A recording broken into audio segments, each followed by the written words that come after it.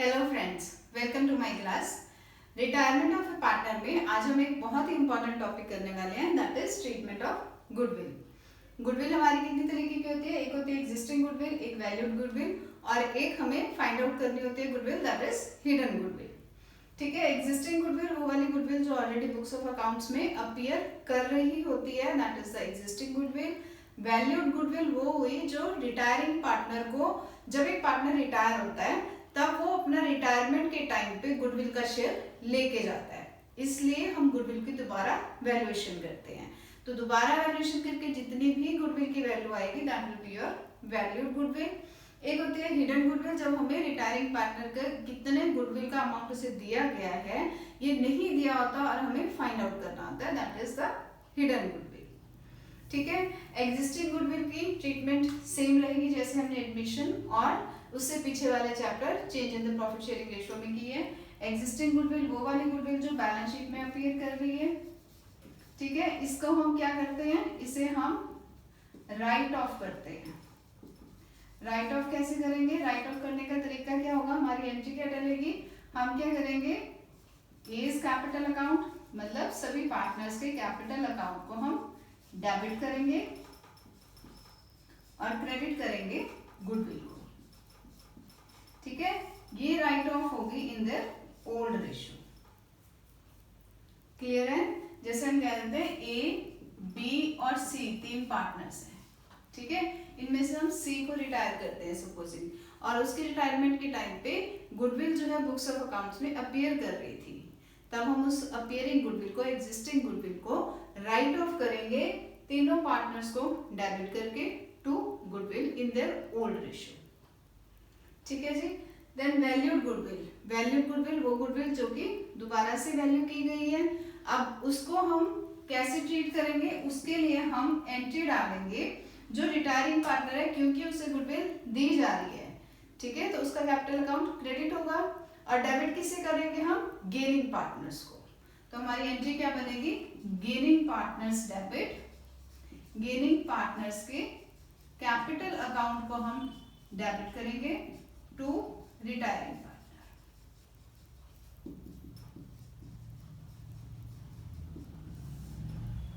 Clear है?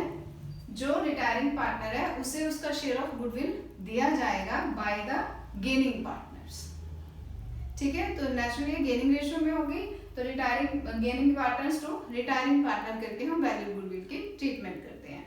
अब आते हैं हिडन गुडविल। हिडन गुडविल में तो हमें गुडविल की वैल्यू फाइंड आउट करनी पड़ती है कि कितनी हमने रिटायरिंग पार्टनर को दी है, और एंट्री हमारी सेम रहेगी जैसे हमने यहाँ पर डाली है, क्योंकि हम गुडविल का शेयर रिटायरिंग पार्टनर को ही दे रहे हैं, तो रिटायरिंग पार्टनर के कैपिटल अकाउंट को क्रेडिट ही करेंगे और डेबिट करेंगे हम गेनिंग पार्टनर्स के कैपिटल अकाउंट को।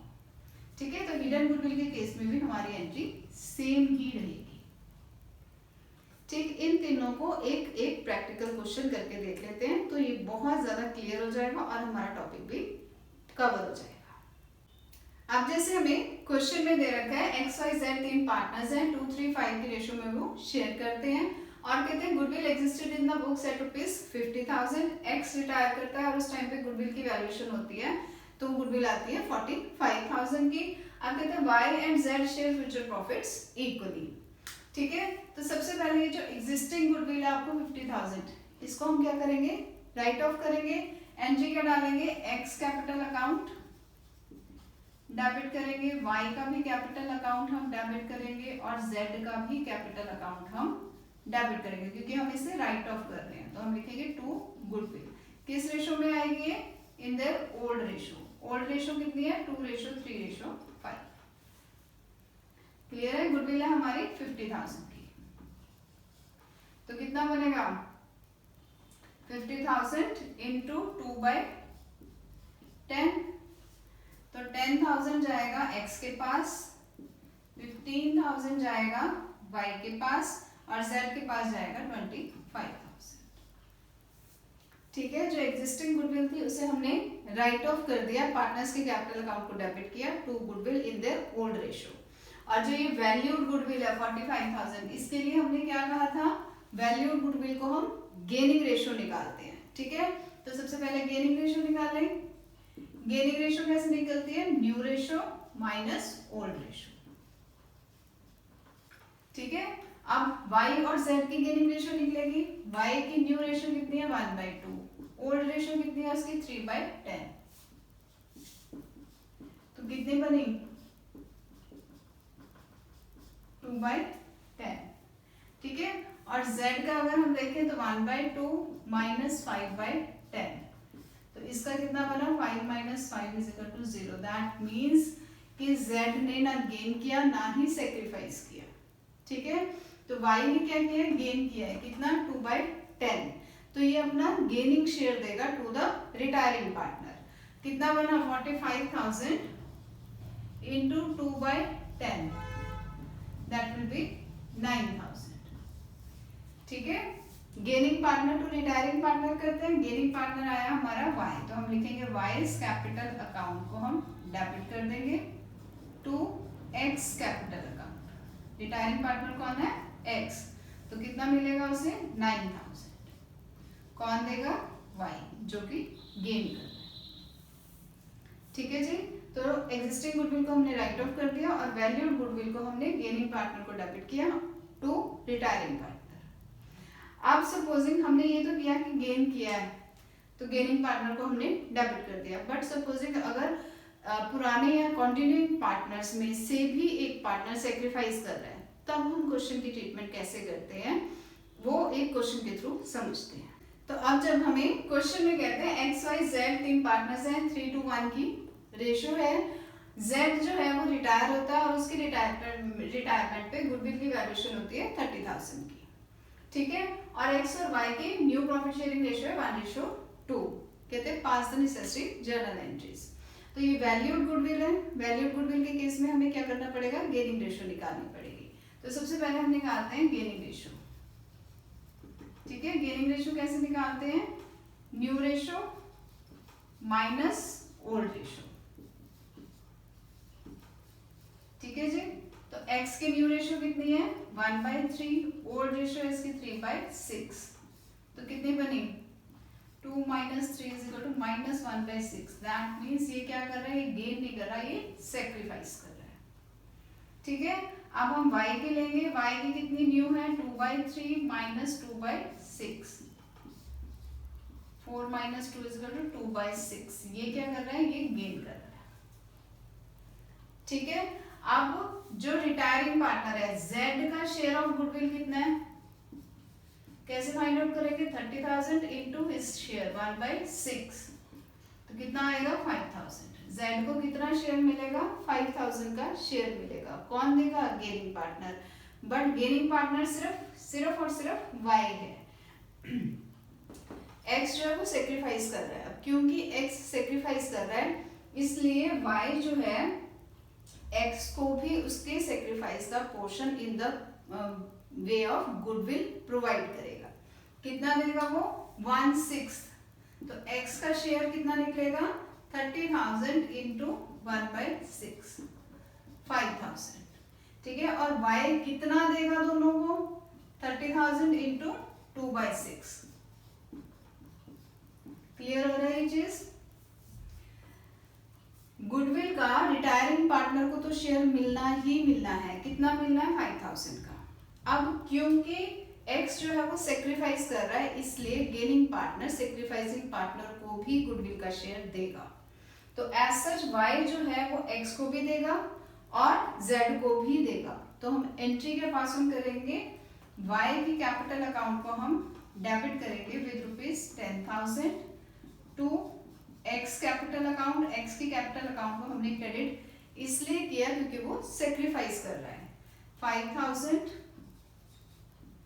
To z capital account, z की कैपिटल को हमने क्रेडिट इसलिए किया क्योंकि z रिटायर हो रहा है, उसे तो उसका शेयर ऑफ गुडविल मिलेगा ही मिलेगा 5,000,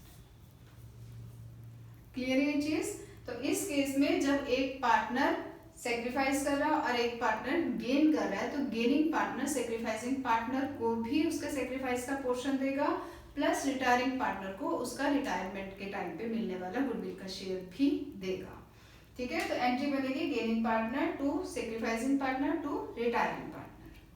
अब एक क्वेश्चन करते हैं हिडन गुडविल का। हिडन गुडविल के केस में अब जैसे हमें क्वेश्चन कहता है ए बी सी 3 पार्टनर्स हैं, 1 2 3 की इनकी रेशियो है।